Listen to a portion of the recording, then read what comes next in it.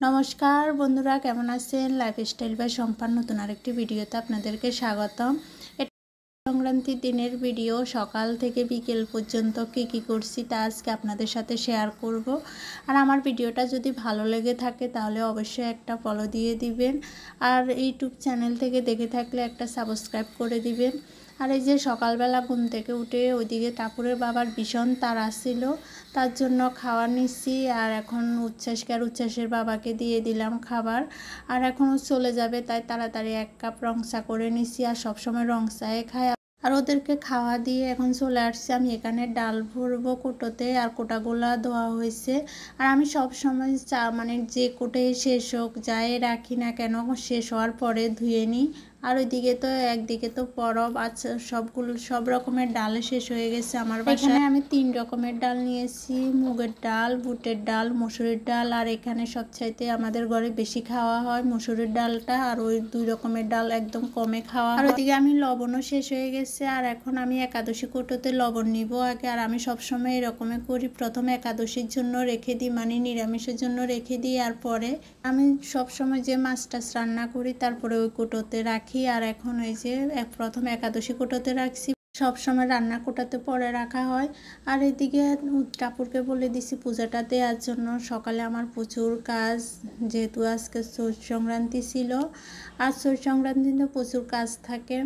আর সব কিছু ধোয়ার পরে আবার ঠিকঠাক করে জায়গা রাখাও অনেক কষ্টের, যেমন ধোয়া কষ্ট, আবার ঠিকঠাক করে জায়গা রাখাও কষ্ট। আর এই যে ঠাকুরে পুজো দেওয়া শেষ, এখন আমরা মা মেয়ে খাবো, আর ওদের বাপ বেটার খাওয়া শেষ। আর এদিকে আমরা খাওয়া দাওয়া শেষ করে আমি পাছনে অনেকগুলো তরকারিও কেটে নিছি। আর ঘর তো এত এলোমেলো হয়ে আছে, ঘরের অনেকগুলা কাজ করে নিছি। আর ওইদিকে ভাত বসাইতে আসি, দেখি চুলা তো একটুকু গ্যাস নেই। যা হোক অনেক কষ্টে কয়েকটা ভাত রান্না করা হয়েছে, আর পরে ডালের বড়া করে আমরা খাওয়া দাওয়া শেষ করে নিছি। কোনো বিশেষ দিনে যদি গ্যাসে ডিস্টার্ব করে তাহলে কেমন লাগে বলেন তো, কি করব। আর আমাদের ওই দিন দুপুরে পাছন দিয়ে ভাত খাওয়া রিজিকে ছিল না, আর কত কিছু প্ল্যান করে রাখছি কি রান্না করবো। আর ওইদিকে আম নিয়ে আসছে, ভাবছি আম ডাল রান্না করবো, কিছুই হলো না। আর এদিকে এখন কাঁচা কলার জল গেলে নিবে, না হলে কষে ধরে যাবে।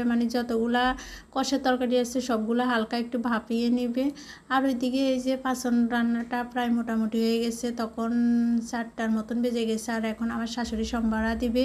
আর এখানে সম্বারা দেওয়ার জন্য পাঁচফোড়ন দিয়ে দিছে, সাথে তেজপাতা দিয়ে দিছে। পাঁচফোড়ন তেজপাতা দিয়ে এখন নারিকেল দিয়ে দিছে, নারিকেলগুলো ভালো করে ভেজে নিবে। ওইদিকে গ্যাসের কারণে আসলে পুরো পাছনের রান্নার ভিডিওটা নিতে পারি নাই, কারণ একদিকে ছিল না বাসায় গ্যাস, এটাও দেরি হয়ে গেছে, আরও ছিল প্রচুর গরম, যার কারণে আর পুরো ভিডিও নিতে পারি নাই।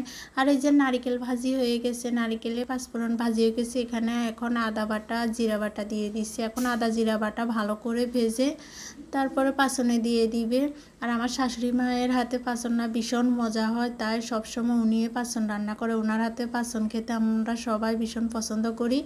আর এই যে এখন দিয়ে সবগুলা ভালো করে নেড়ে চেড়ে নিবে। আর আমাদের পাছন হতে হতে একদম 5টার মতন বেজে গেছে। আর এই যে এখানে অনেকগুলা ডালে বড়া করে নিছি, এখন পাছনে দিয়ে দিবে। আজ পাছনটা হওয়ার সাথে সাথে আমার শাশুড়ি মা আমাকে বলছে টেস্ট করার জন্য, আর পাছনটা না অনেক মজা হয়েছে। আর এখন আমরা সবাই পাছন খেয়ে নিব। আর আমরা তো সবাই ভাত খাওয়া হয়ে গেছে, শুধু ডালে বড়া দিয়ে ভাত খেয়ে নিছি। আর এখন সবাই শুধু পাছন খাবো। আর আজকের দিনে যে এরকম বিপদেও পড়বো আসলে কল্পনাও করতে পারি নাই।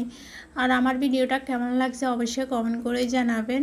আর ভালো লেগে থাকলে আমার পাশে থাকবেন, লাইক কমেন্ট শেয়ার দিয়ে। সবাই ভালো থাকবেন, সুস্থ থাকবেন। নতুন একটা ভিডিওতে আপনাদের সাথে দেখা হবে।